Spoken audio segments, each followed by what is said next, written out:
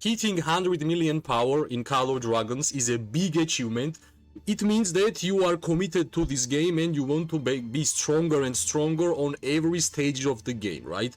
I understand when you hit 100 million power, this number is not rising as it used to be, right? In this video, I will show you the best upgrade after 100 million power, and it will be a long-term plan for you because those upgrades are actually the best upgrades in the game, which is of course connected to the open field PvP, right? Every single upgrade which I'm gonna tell you will have a huge effect with your merits and your strengths of your account, right? First of all, as always, you have to ask a question, right? What actually changes after 100 million power? Well, it's pretty simple answer. You no longer get the power increase from your buildings. You no longer get a lot of power from your research. As you can see, I only have like 4 researchers left and that's it, right? I won't gonna be able to increase my power from military technology or economy technology, right?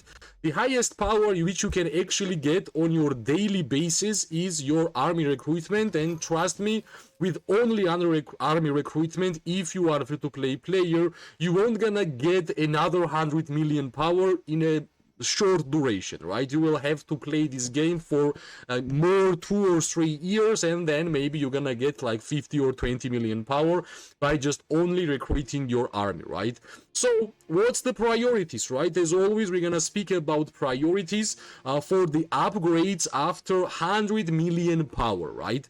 Priority number 1, of course, as I mentioned before, war pets are not just pets, they are not accessory, they are basically your third heroes, and in some occasions, war pets are actually dealing more damage and healing more than your legendary awakened heroes, right? That's why this should be your number 1 priority, to give all the attention towards war pet progression in Call of Dragons, especially if you are a free-to-play player, right? And as I have said it many times, war pet feature in Call of Dragons is the only feature which free-to-play players and pay-to-pay players have to grind as same thing, right? It's impossible to pay in this game to make the talent skill of your war pet 3-star, which means you basically have to grind every single day. When you log in on the reset, you have to catch same kind of pets until you will make your main talent skill for your war pet, which is basically the best and most important skill, 3-star, right? It's pretty easy to make it 1-star, it's easy to make it 2-star, but after 2-star, you have to get 4,000 experience and it will be 3-star, right? Generally, when you catch war pets, you are getting 0-star talents. That's the most likely result, and 0-star talent is giving you 10 experience, right? And you can imagine how many war pets you have to catch in order for you to make your main skill 3-star, right? And as always, priority matters. If you are going to waste your warrants by catching other pets, like sometimes you're gonna catch Sapphire Drake, sometimes Sand Lizard, sometimes Golden Rock, it's impossible for you to have at least one good war pet with the proper skills, right? And of course, as I will show you from my own experience, my main war pets, Snowy Croak, this is the star levels, Shadow Manticore, this is the war pet which I have put most attention. That's how I got 3-star Chain Strike, 3-star Intense Chain Strike, and of course, main talent which is Barbarism 3-star, right? The third war pet which I have a talent skill 3-star is Barbed Manticore, and of course the next and most important war pet currently for Archer gameplay is Windweasel, and I have my full attention towards making Northwind 3-star. I believe making your war pet talent skill 3-star should be your number 1 priority, then you are actually going to increase stars of the other skills, right? And yeah, for sure, we are not going to stop here regarding upgrade priorities.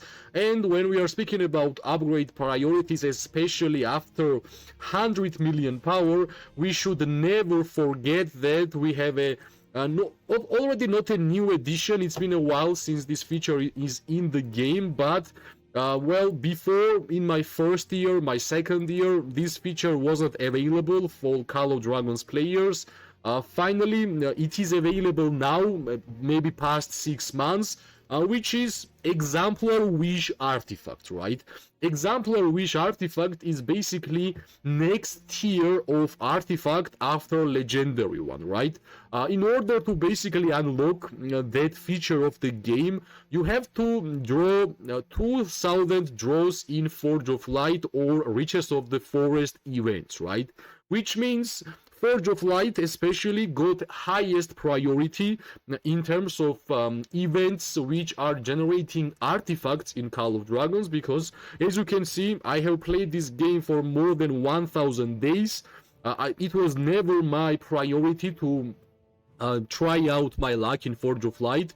And I only have 806 draws, which is a really low amount, right? I need to have 2000 and I will unlock this feature.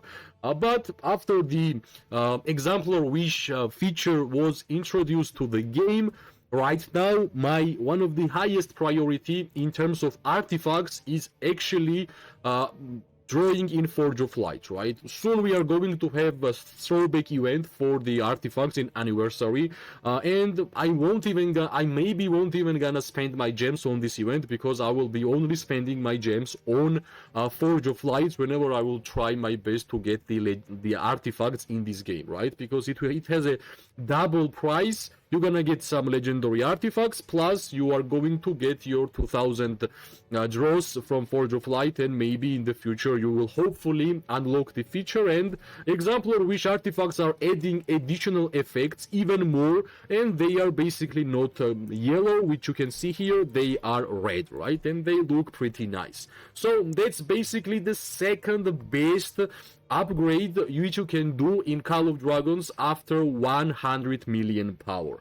And of course, slowly we're gonna move towards the priority number 3, and that's of course the newest addition in Call of Dragons. That's of course decorations, right?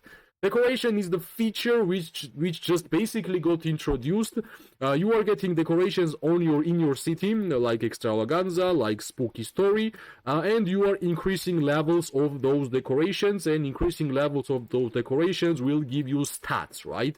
In this game, we have premium legendary decorations such as Lotus Lantern, Spooky Story, Octopodium, Extravaganza, and Golden Dragon, right? We also have normal legendary decorations such as Launcher Launch, Breath of the Rebirth, and Dewdrop Chimes. Of course, premium decorations are giving you better stats such as damage dealt bonus, which is one of the best buffs in the game for offensive gameplay. Medium decorations for legendary ones doesn't really give you damage dealt buffs, just simply Legion attack and Legion defense. And of course, we are having epic decorations, which are giving you even less stats for your open field gameplay. The maximum amount of percentage which you can get from the decoration is 20%. So if you are a free-to-play player just like me, you will need some time in order to increase the levels of the decoration, right? Of course, I will show you how you're gonna get the decorations in order to increase levels.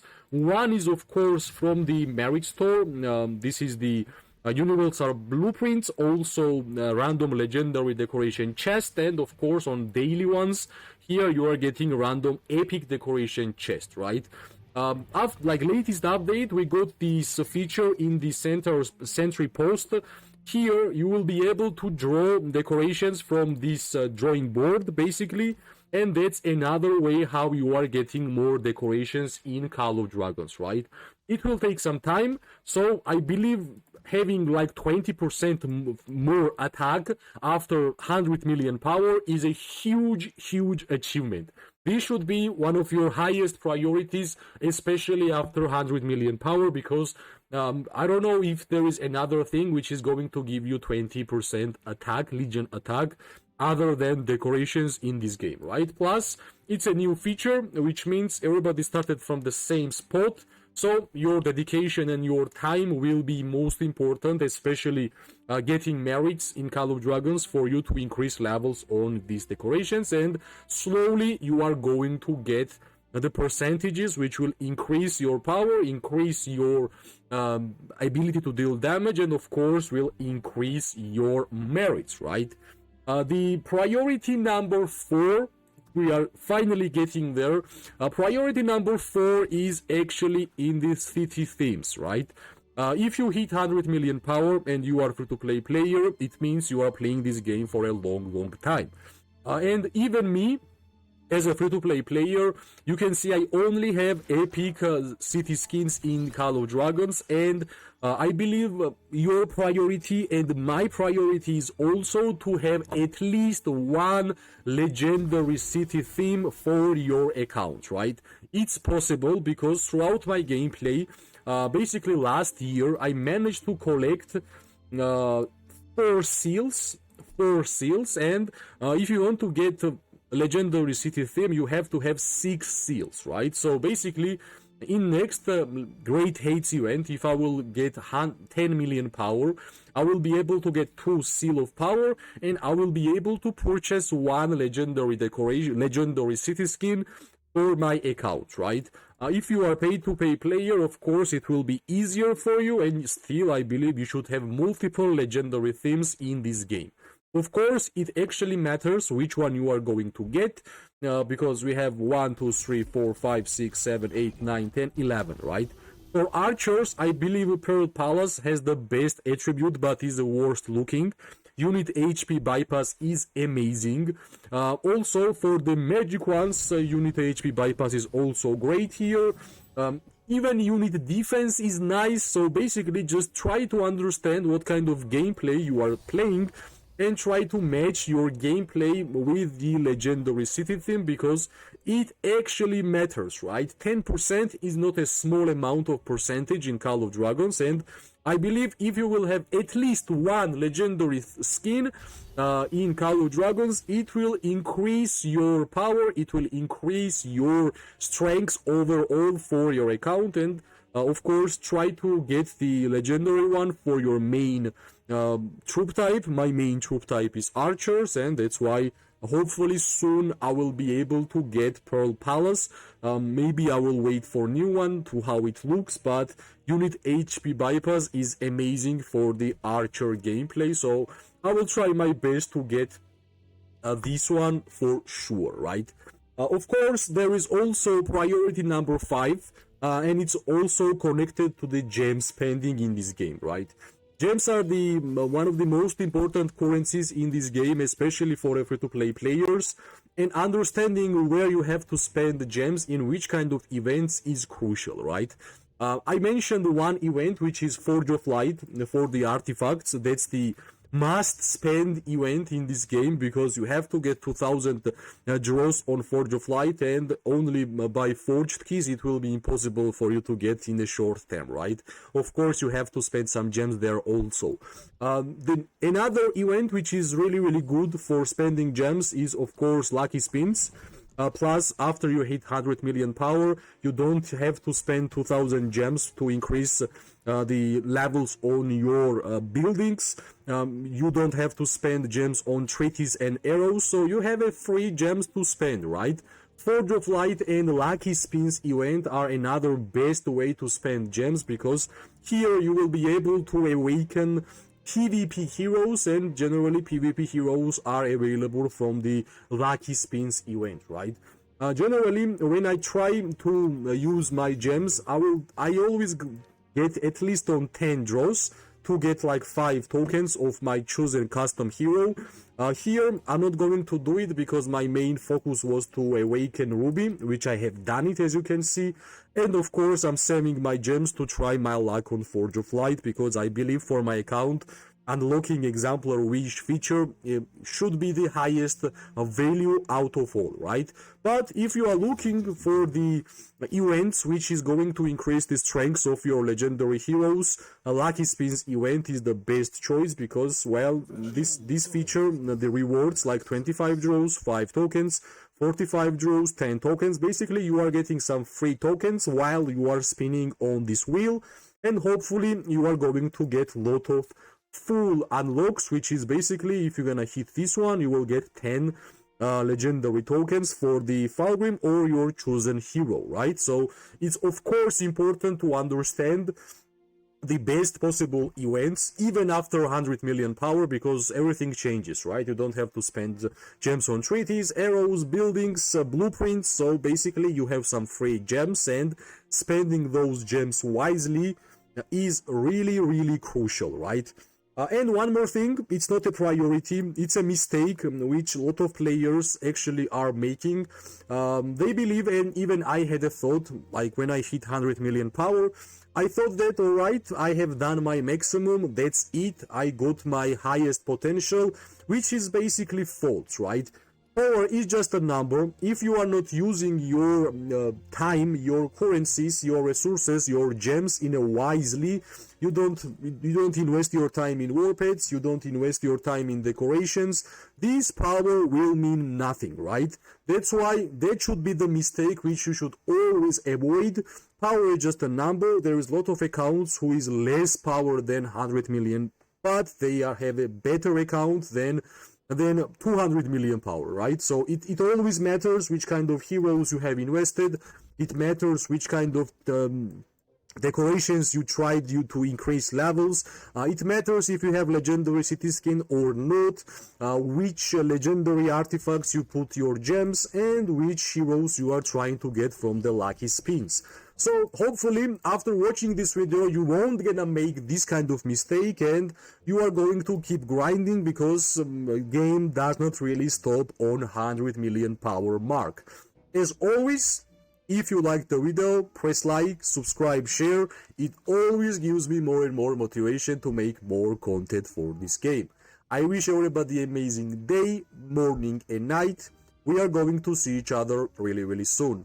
Bye bye and good luck.